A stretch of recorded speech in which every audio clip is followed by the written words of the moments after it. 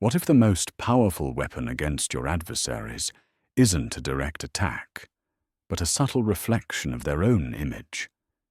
Imagine disarming their aggression and infuriating their manipulative tactics, all by showing them a mirror. This isn't just a metaphor.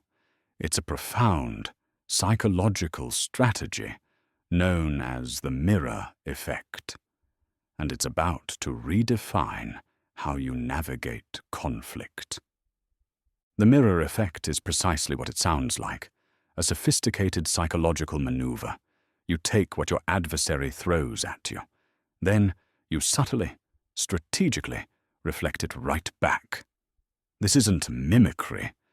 It's not imitation for its own sake. Instead, it's about channeling their own energy, using their words, adopting their tactics. You turn their actions into their greatest weakness. Think about it. Someone confronts you with aggressive body language. What if you subtly mirror their posture? Not in defiance, but in calm acknowledgement. An adversary uses dismissive language. What if you rephrase their own words to highlight the absurdity or unfairness of their position? They employ a specific manipulative tactic. What if you turned that very tactic against their own argument? This isn't being a copycat. It's strategic echoing. It's leveraging their own approach. This strategy has two powerful outcomes. First, it can disarm. Imagine someone expecting a fight. They are ready for resistance. They are prepared for an argument. But when they see their own energy reflected back, it often neutralizes their aggression. It takes the wind out of their sails. It forces them to confront themselves. It strips away their ability to project. It removes their perceived advantage. They lose their footing.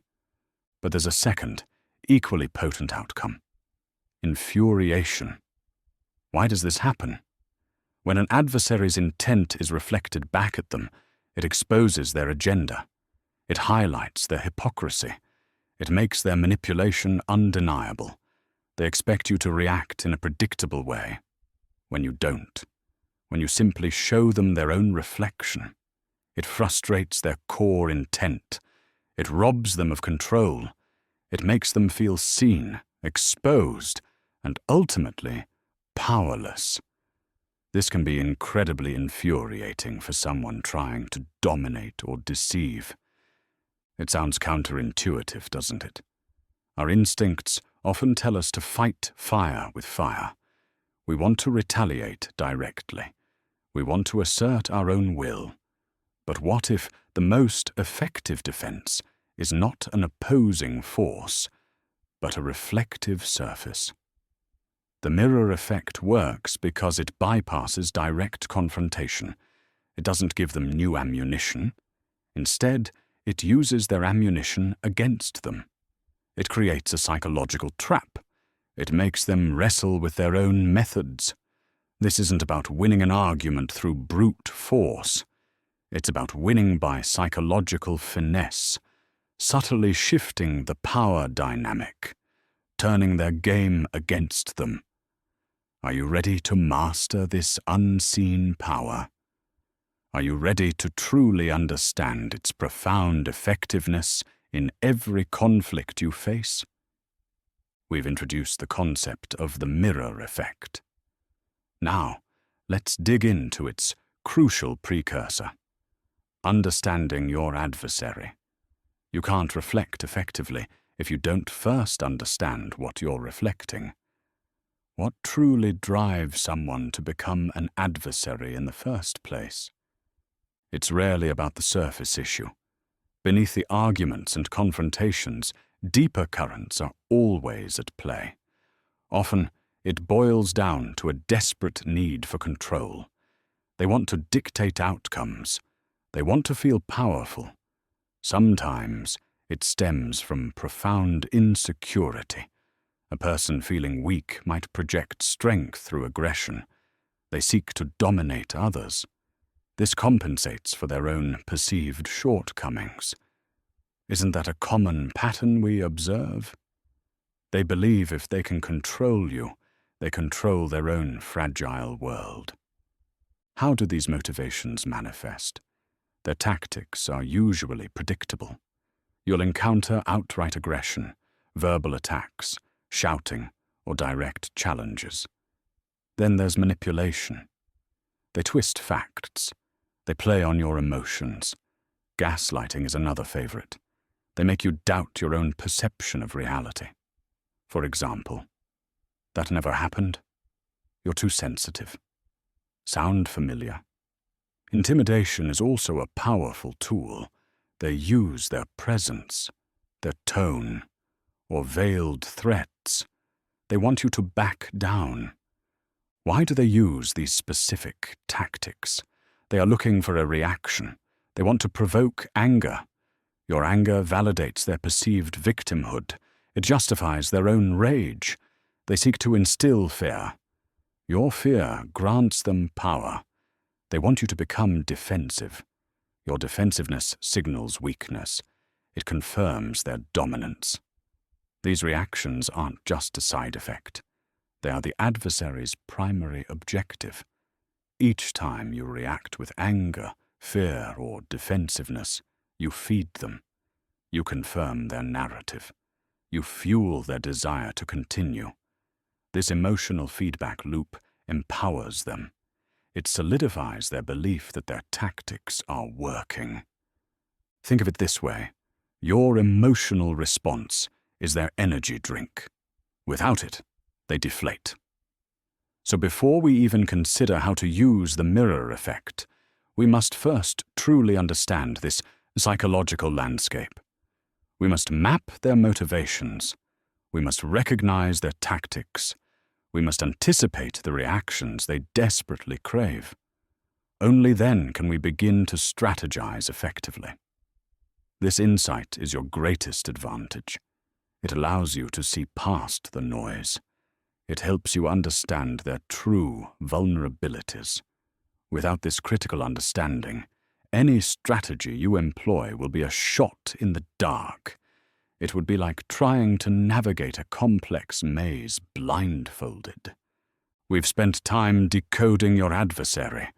We've peeled back the layers of their psychology. Now it's time to turn that same intense focus inward. Because before you can effectively mirror anyone else, you must master yourself. This is the foundation. It demands profound self-awareness and unwavering emotional control. The mirror effect isn't just a trick, it's a precise art, and its canvas is your own composure. You must know yourself intimately, understand your triggers. What makes your blood boil? What makes you flinch? Without this crucial self-knowledge, you are merely reacting. You are not reflecting. You become a puppet. Your adversary pulls the strings. Think about it. When someone tries to provoke you, what are they truly seeking? Your reaction? Your anger? Your fear? Your frustration? They want to see you lose control. That is their victory. An emotional response is a gift to them. It exposes your vulnerabilities. It confirms their power over you. Have you ever felt that sting? That moment you regret an outburst? That's exactly what they want. So, how do you avoid giving them that gift? You stop playing their game. You deny them the satisfaction. You refuse to let their words, their tone, their actions penetrate your inner calm. This is where the concept of detachment becomes critical. It's not indifference, it's observation without internalization. Imagine you are watching a play. The actors are dramatic. The plot is intense. But you, the audience, are safe. You are separate. You observe the conflict. You analyze the characters. But their drama does not become yours. Can you see the difference? You remain the observer. You do not become a participant in their emotional chaos. Cultivating this inner calm takes consistent practice. Start with simple steps. When faced with provocation, take a deep breath. Just one. It creates a tiny, powerful pause. That pause is your superpower. It gives you a moment to choose your response, not to react. Practice mindfulness. Even 5 minutes a day can build incredible resilience. Pay attention to your body. Where do you feel tension? Consciously release it. Reframe the situation.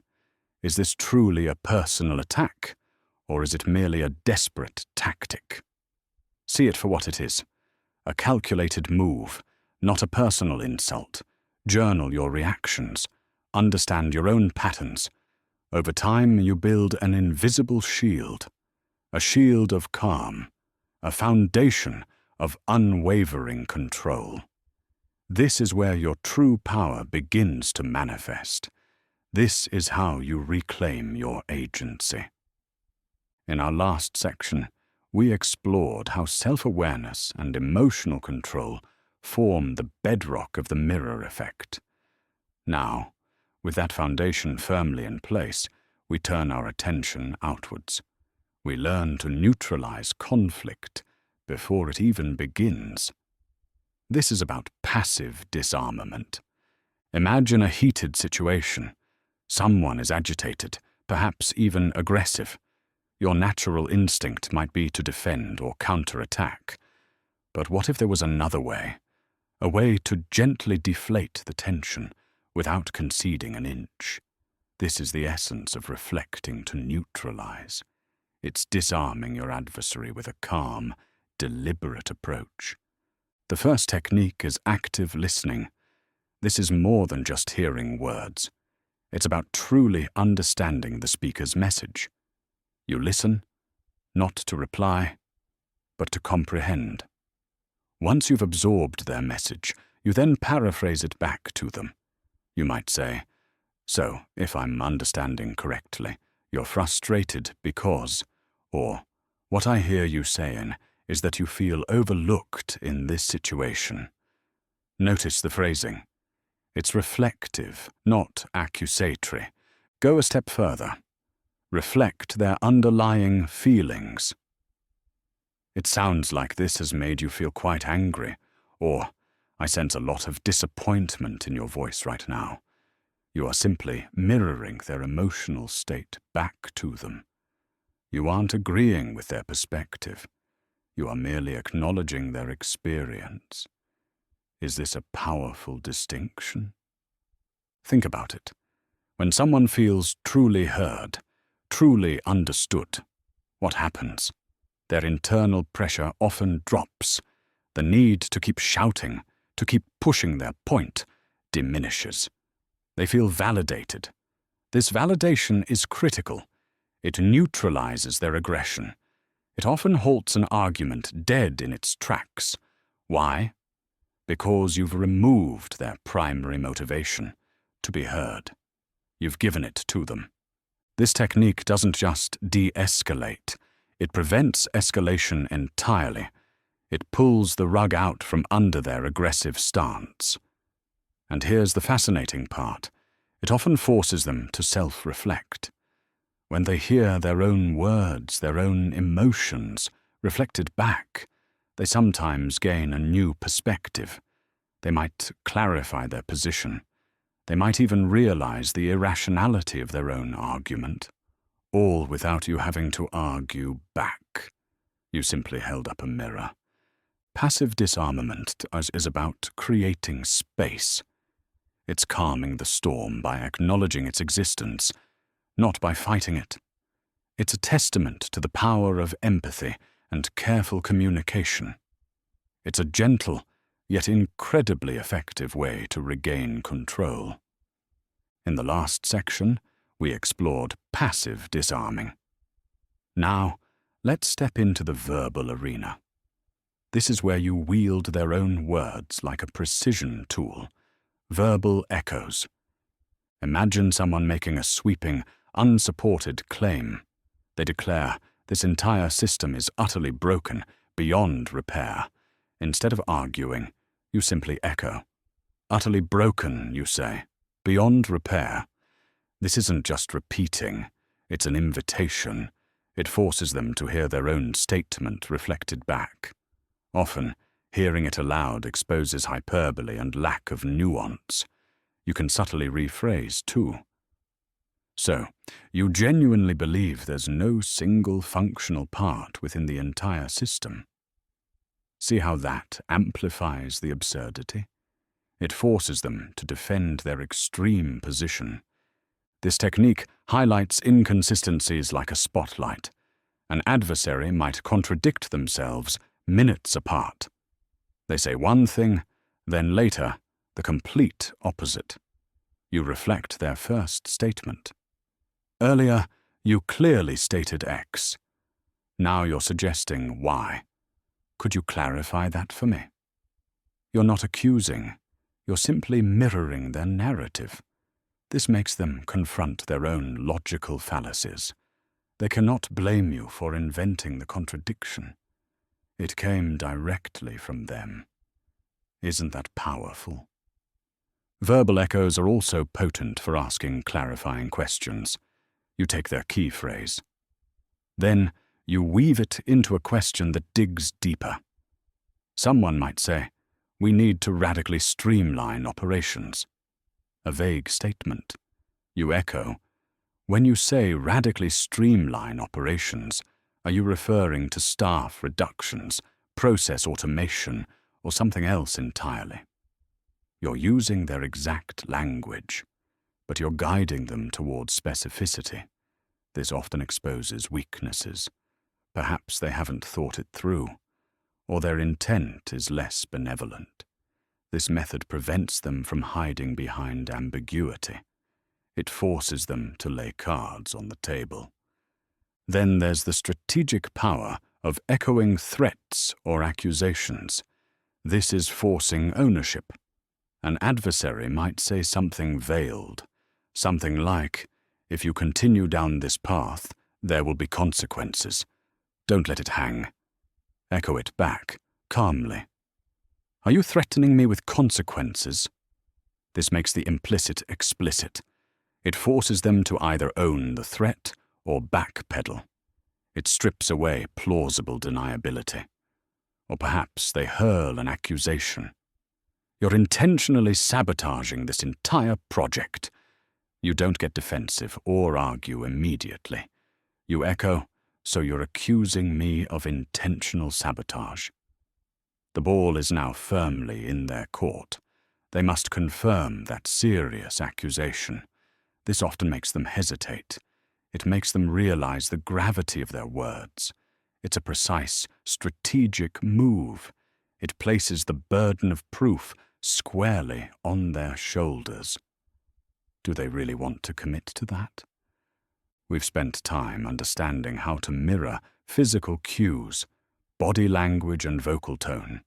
These are powerful tools, no doubt. But what if we could delve even deeper? What if we could reflect something more profound? Something that truly resonates at the core of their being. This brings us to non-verbal reflection. It's the subtle art of mirroring an adversary's body language. Think about their posture. Are they leaning back, relaxed? Are they rigid, arms crossed? Do they use open hand gestures or keep their hands clasped? Observe these cues. Then, without being obvious, gently adopt a similar stance. If they lean in, you might slightly adjust your own posture forward.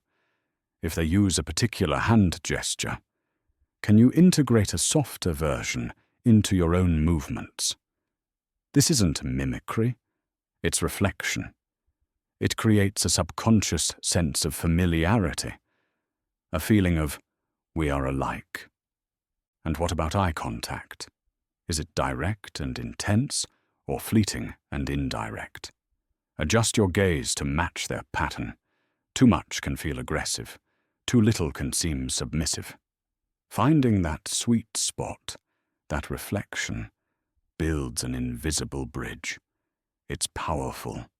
It's disarming.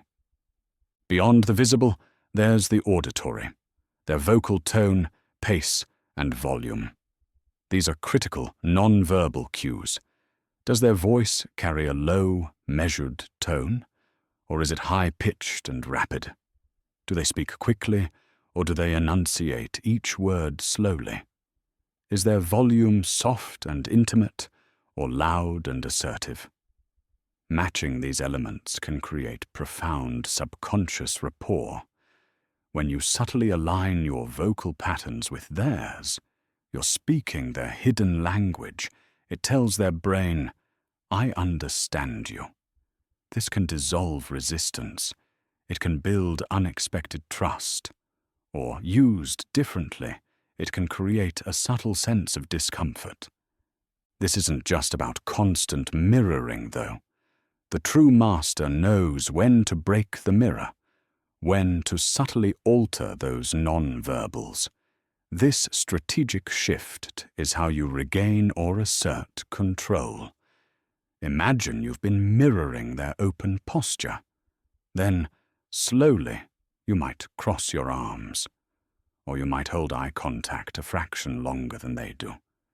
Perhaps you slightly lower your voice when they expect you to match their rising volume. The subtle deviations are powerful. They can shift the dynamic. They signal a change. They can make an adversary unconsciously reevaluate the situation. Are you still their reflection? Or are you now something else entirely? Consider a tense negotiation. Mirroring their calm posture and measured tone can create a sense of shared understanding. It can lower their guard. Or, imagine a confrontation. Deliberately breaking a mirroring pattern, perhaps by standing taller, can subtly project authority. It can make them pause. Non-verbal mirroring isn't deception. It's influence. It's understanding the silent conversation happening beneath the words. It's wielding that unseen power to shape perceptions and reactions. We've learned to reflect verbal and non-verbal cues. Now, let's delve even deeper, to something more profound, something that truly resonates at the core of their being. This is emotional reciprocity. Think of it as the empathy weapon. It's about reflecting an adversary's emotional state back to them. Not just what they say or how they say it, but how they feel. You might say, "You seem incredibly frustrated right now," or, "I can tell this situation is making you feel very overwhelmed. Perhaps, it sounds like you're quite angry about this, aren't you?" This is a critical distinction. You are not validating their emotion. You are not saying their anger is justified, or that their frustration is correct. No. You are simply acknowledging its presence. You are holding a mirror to their internal landscape. Why does this simple act hold such immense power? Because it forces them to confront their own emotion. It takes away their ability to project it solely onto you. Their anger, their frustration, their anxiety. It's no longer just something they're aiming at you. Now it's something you've clearly identified within them. What does this internal reflection accomplish? Sometimes this act disarms them completely. It's startlingly effective. You've shown you truly see them. You've cut through the noise of the argument or confrontation. This often creates an unexpected moment of connection, even with an adversary. Their guard drops. Their intensity might soften. They feel a sudden, surprising sense of being understood, however unwelcome that understanding might be. This can diffuse tension almost instantly, opening a path for more rational engagement. Other times, however, this technique infuriates them. This is where the weapon truly comes into play. They want an external target for their volatile emotions. They want you to react. They want you to become flustered, to argue back against their emotional state. But you're not doing that. You've denied them that easy, external target. Instead, you've reflected their own emotional storm back at them. Imagine trying to hit a wall, only for the wall to calmly state, "You seem to be hitting me with considerable force." It's disorienting. Their anger, their frustration, their rage, it has nowhere to go but inward. This can make them lose control, not of you, but of themselves. For this intricate dance to succeed, your own emotional state must remain utterly uncompromised. You are not absorbing their negativity. You are simply observing and reflecting it.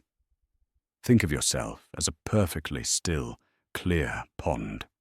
It reflects the storm above it, but the pond itself remains calm and untroubled beneath the surface.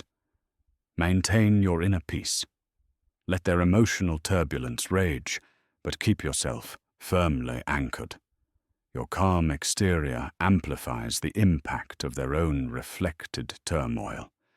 This requires significant practice. It demands a strong sense of self-awareness and unwavering emotional control. We've explored the profound impact of reflecting emotions, but sometimes an adversary needs more than just a mirror to their feelings. Sometimes they need a direct lesson. This is where we turn their playbook upside down. This is tactical reversal. It's taking their preferred weapons and using them against them. Ready to flip the script? Think about common adversarial tactics. Been cut off mid-sentence, repeatedly. Does someone always deflect blame, pinning it on you? Do you face baseless personal attacks designed to throw you off balance? These are classic maneuvers, designed to control, dominate, disorient you. That's their comfort zone.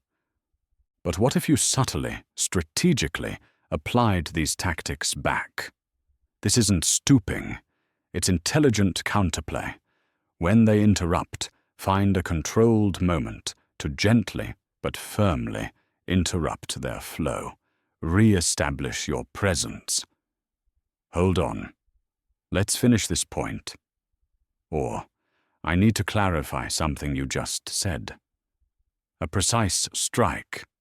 When they deflect blame, don't just accept it.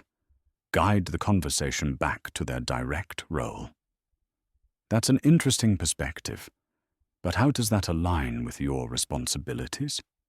Or, we should examine everyone's contributions, including your own actions.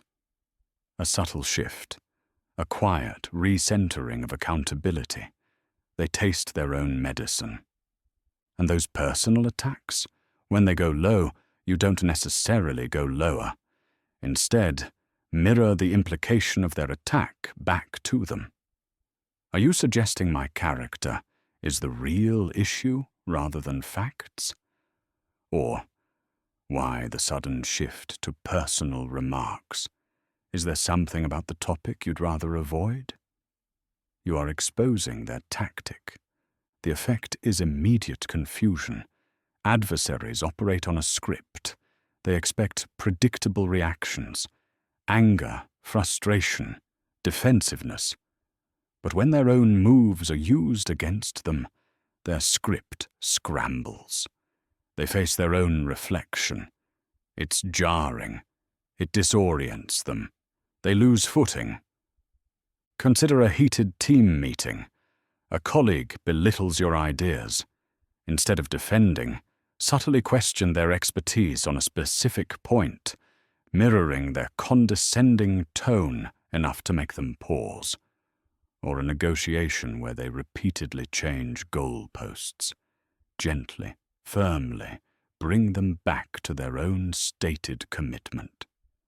Didn't we agree to X? What's changed? Tactical reversal isn't vengeance, it's strategic disruption. It shows them their own game, played with precision and control. It makes them realize their tactics are no longer effective against you. This isn't just disarming. It's profoundly infuriating. You're turning their greatest strength into their biggest weakness. You're taking back absolute control. This is how you win. You've learned to turn their own playbook against them. You've seen how tactical reversal disarms.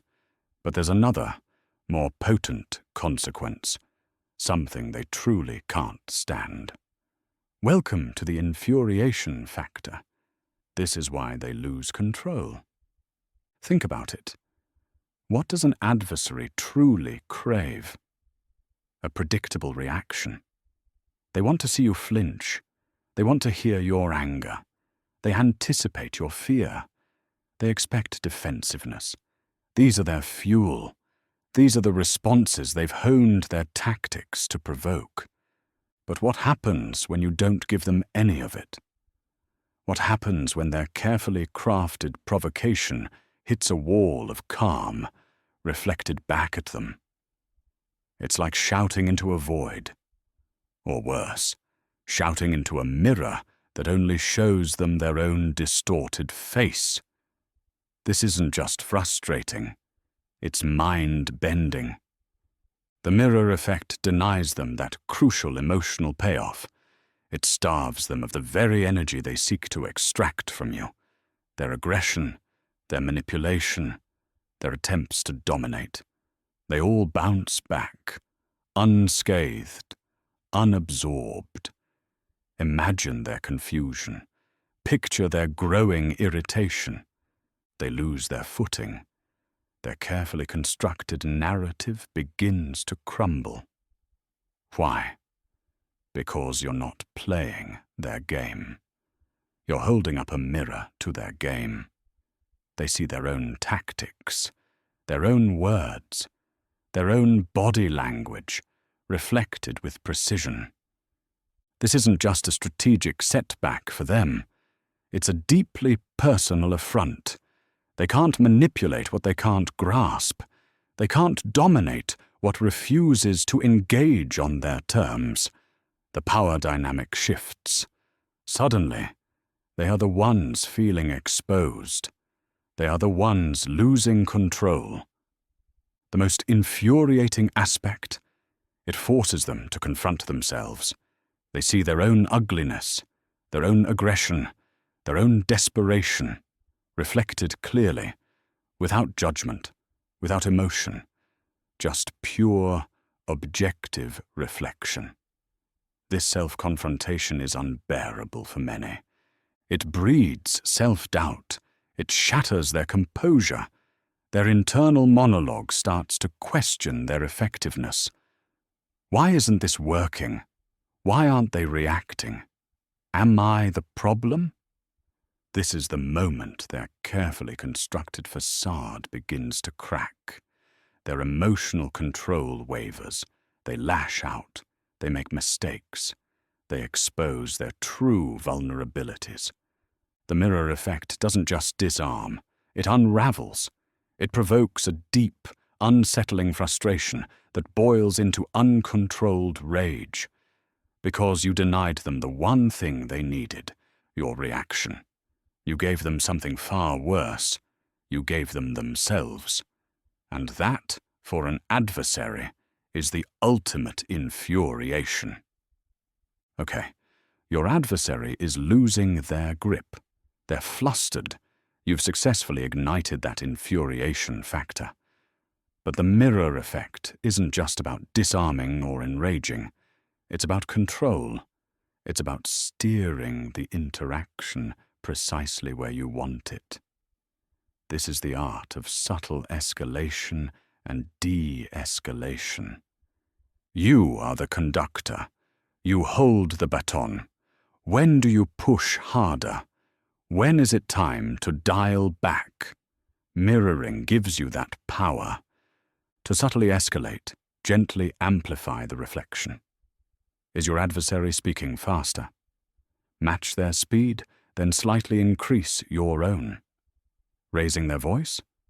Meet their volume, then deepen your tone, adding controlled intensity. You aren't overtly challenging them. You're showing them a magnified version of their own energy. This pushes them further, revealing more of their hand, or driving them to a breaking point. It's a delicate dance. You are leading. Conversely, for de-escalation, reverse the process. Your adversary is agitated. You begin to gradually soften your own reflection. Slow your speech. Lower your tone. Ease your posture. As you subtly shift into a calmer state, their subconscious often follows. You're offering a path to defuse. You're providing a different rhythm. They might not even realize why they feel less combative. This is calibration in action. Calibration is everything. How much do you mirror? When do you stop? This isn't a formula. It's a feel. You must constantly read your adversary. Are their eyes darting, shoulders tightening, voice cracking? These are your cues, invaluable feedback. If they're escalating beyond your desired point, pull back on your mirroring intensity. If they're softening too quickly and you still need leverage, maintain a subtle reflection of their previous intensity. The goal is always to guide the narrative, to control the trajectory of the conversation. You are not merely reacting. You are actively shaping the environment. You decide if tension rises or falls. You determine when the interaction reaches its peak and when it gracefully concludes. This mastery transforms you into the architect of the exchange. It gives you profound influence. You've learned how to subtly escalate a situation or de-escalate it using the mirror effect. You understand its power. But with great power, as they say, comes great responsibility. This tool, potent as it is, demands an ethical compass. It requires careful consideration. When should you hold back? Where do we draw the line? The mirror effect is a strategy for disarming, for protection, for gaining a strategic advantage. It is not a weapon for cruelty. It is not an excuse for petty revenge. Using it to intentionally inflict psychological pain, to manipulate someone purely for your amusement, or to create genuine harm, goes against everything we stand for here. This isn't about becoming a master manipulator. It's about becoming a master of your own interactions and protecting your peace. Consider the line between strategic mirroring and malicious manipulation. Gaslighting, for instance, is a dark distortion of psychological mirroring. It involves systematically making someone doubt their own sanity, their perceptions, their memories, even their very sense of self. This is not the mirror effect. This is abuse. Our goal is to reflect, to understand, to neutralize, not to dismantle someone's reality. When you use the mirror effect, your intent matters most. Are you seeking to protect yourself from an aggressive adversary? Are you trying to diffuse a volatile situation? Or are you simply trying to hurt someone because they've bruised your ego? The latter is a dangerous path. It's counterproductive. It reflects poorly on you, not just on them. It diminishes your own character. It turns a sophisticated tool into a crude instrument of spite, undermining your own purpose. Think about the long-term consequences. What kind of person do you want to be? Do you want to be someone who strategically navigates conflict with intelligence and self-control? Or someone who lashes out, leaving a trail of hurt and resentment? The mirror effect is designed to help you regain control, to empower you in challenging interactions. It's about creating space for resolution, or at least for your own safety and peace of mind. It's not about winning at all costs, especially when those costs involve another person's well-being or dignity. So before you deploy this powerful technique, pause. Ask yourself, what is my true objective here? Am I aiming for protection, for understanding, for strategic advantage? Or am I simply seeking to punish, to humiliate, to exact revenge? If your intent leans towards cruelty or malicious manipulation, then it's time to hold back. It's time to choose a different path. Your integrity is worth more than a momentary win. Use this power wisely. Use it for good. We've explored the ethical boundaries. We've discussed when to hold back, when to deploy this potent tool. Now, let's turn our attention to the how. How do you truly become proficient? How do you wield the mirror effect, not just effectively, but effortlessly? The truth is, the mirror effect isn't a magic trick you pull out of a hat. It's a nuanced skill. It demands consistent practice. It requires keen, relentless observation. Think of it like learning a new language. You don't just read a book and become fluent. You immerse yourself. You practice speaking. You listen intently. So, how do you sharpen these crucial abilities? Let's start with observation. Begin by becoming a silent observer in your daily life. Watch people in coffee shops. Observe interactions at the grocery store. Pay attention to the micro-expressions that flicker across faces. Notice the subtle shifts in posture when someone becomes uncomfortable. Listen to the rhythm of their speech. Are they speeding up? Slowing down? What words do they emphasize? This isn't judgment. It's data collection. It's seeing the unseen. Next, focus on emotional detachment. This is critical. You can't effectively mirror someone if you're swept up in your own emotions or theirs. Practice mindfulness. When you feel a strong emotion, try to simply label it. I am feeling frustrated. They are expressing anger. Observe it as an external event. Breathe deeply. Create a small psychological distance. Can you see the situation as if you were an impartial spectator? This takes significant effort, but it pays dividends. Now, where do you practice? Definitely not in your most critical negotiation first. Don't try it on your boss when your job is on the line. Start small. Begin in low-stakes environments. Practice mirroring a friend's enthusiasm for a hobby. Reflect a colleague's calm demeanor in a casual meeting. Use these moments to build your confidence. Get comfortable with the feeling. Understand the subtle feedback you receive. Gradually, you can move to slightly higher stakes situations. This gradual approach is key. It allows you to refine your technique without catastrophic consequences.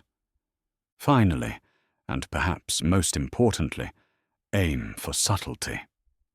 The goal isn't to become a robotic imitator. It's to be a natural, seamless reflection. If you appear to be overtly copying someone, you'll instantly trigger suspicion. You'll seem manipulative. You'll break rapport, not build it. The mirror effect works because it feels authentic. It feels like connection. It's about understanding and subtly echoing, not overtly mimicking. Your reflection should be natural. It should feel organic. It should make your adversary wonder why they feel so understood. Why do they feel so aligned with you? This comes from deeply internalizing the principles. It comes from making the mirror effect an extension of your natural communication style. It's about becoming genuinely attuned to the other person. And that, my friends, is the true mastery of the craft. You've learned the principles, you've explored the nuances. But how does this truly play out in the messy reality of conflict? Enough theory. Let's dive into real-world scenarios. We'll see the mirror effect in action, dissecting how it disarms and infuriates. Consider a high-stakes negotiation. An aggressive executive leans forward, speaks quickly, demanding concessions. His counterpart, initially calm, begins to subtly mirror. Not the aggression, but the pace. He asks rapid-fire questions, using the executive's own phrases, but reframing them. You mentioned non-negotiable terms. What specific clauses are truly non-negotiable for your team? This isn't just repeating words. It's reflecting their framework back, forcing them to engage on their own terms, but from a defensive position. The aggressive executive, expecting resistance, finds his momentum propelling the conversation differently. He slows down. He becomes more measured. His initial bluster is disarmed by this unexpected echo. The lesson? Verbal mirroring, strategically used to reframe, shifts power. It forces self-regulation.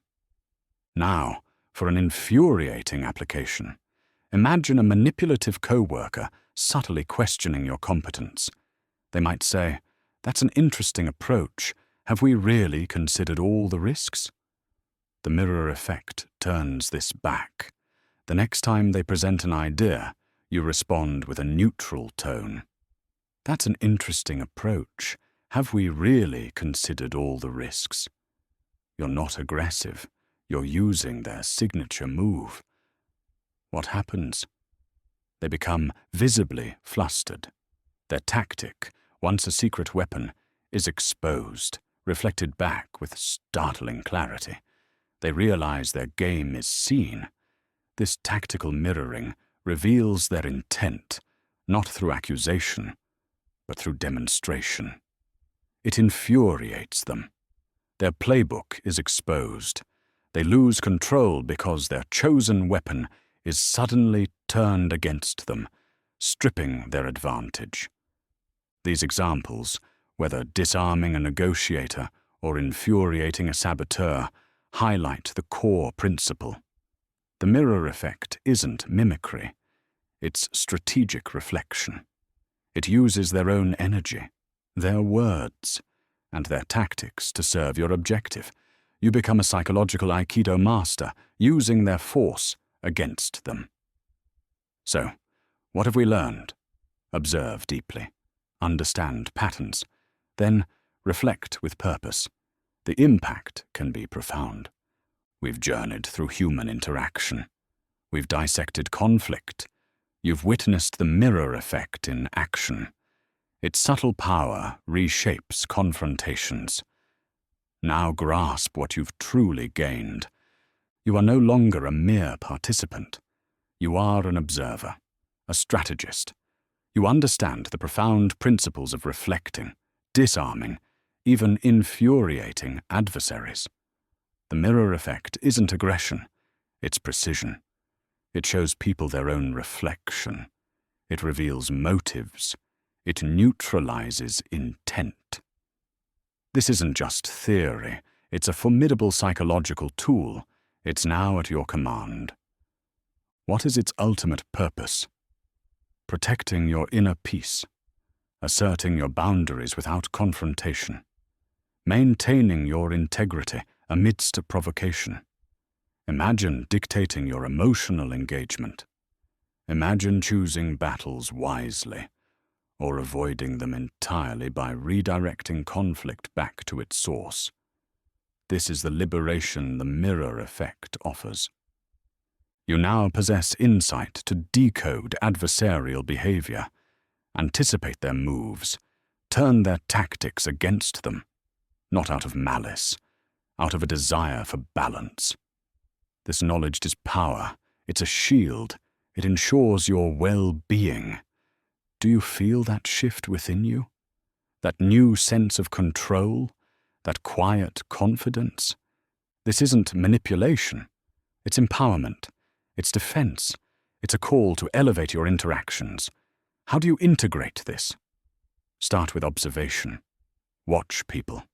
Listen intently. Notice their language, their body movements, their emotional triggers.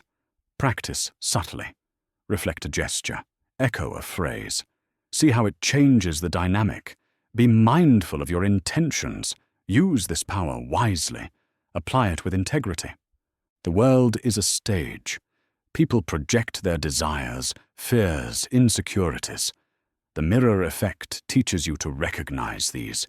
It allows you to deflect them, to send them back where they originated. You are no longer a target.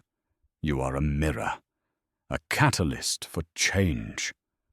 Are you ready to embrace this new reality? Ready to reclaim your narrative? You are not just learning a trick. You are mastering human psychology. This skill transforms relationships. It sharpens perception. It fortifies your spirit. Go forth with this understanding. Observe, practice, apply. The power to control your interactions, to protect your peace, to assert your true self. It is now firmly in your hands. This is your liberation. This is your control.